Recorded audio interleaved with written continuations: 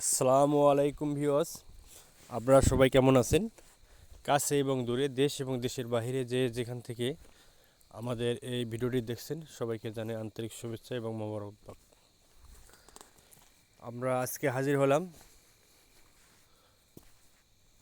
শাক, মূলা শাক এবং লাল শাক কেমনে আমরা চাষাবাদ করব সেই সম্পর্কে আমরা আপনাদের দেখাবো।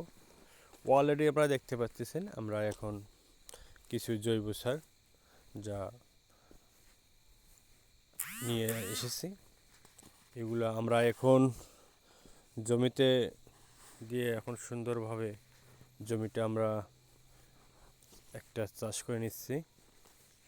দেখুন, আমরা চাষ করার পরে মোটামুটি গোবরটা, জৈব সারটা মোটামুটি মিশে গেছে অনেকটাই, আরও অনেক আছে। এগুলো আরও এখন আমরা বীজ ফেলাবো।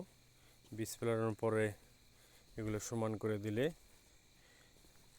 তাহলে আর সমস্যা দেখা যাবে না। দেখুন, অলরেডি আমরা বীজ ফেলাছি এবং সমান করে দিছি।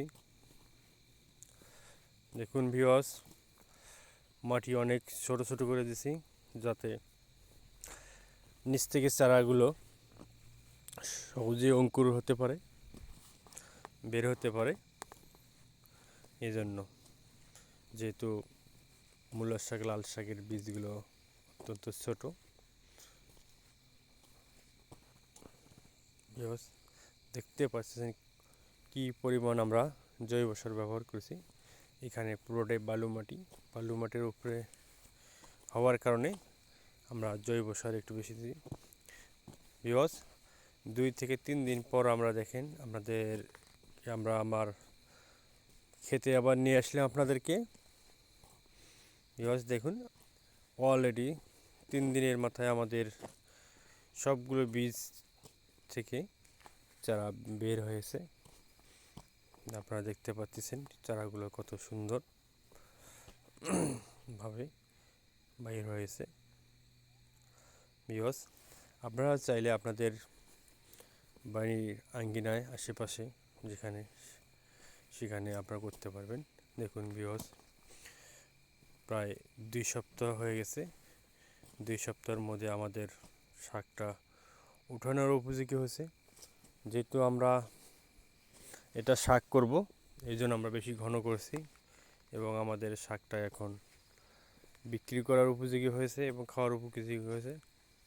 ভিউয়ার্স দেখুন, আমরা আজ এই শাকটা উঠাবো। আমরা এখানে অন্য কোনো সার ব্যবহার করিনি, কোনো কীটনাশক ওষুধ ব্যবহার করি নাই।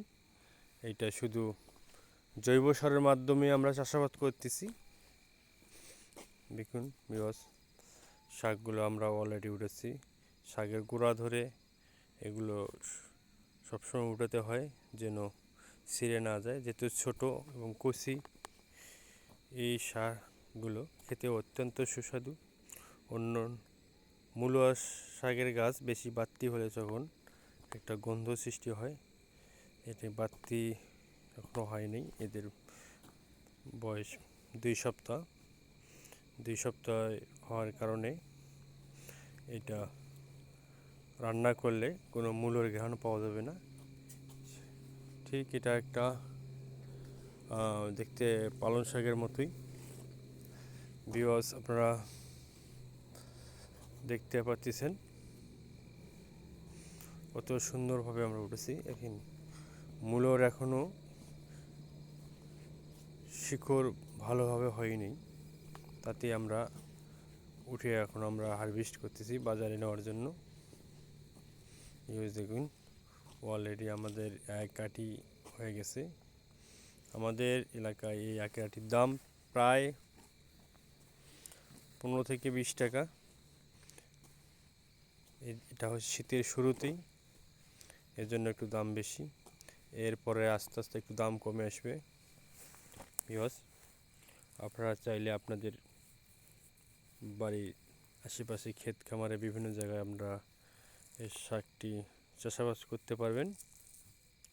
ধন্যবাদ। আজ এই পর্যন্তই। সবাইকে জানাই অনেক ভালোবাসা এবং প্রীতি। Thank you.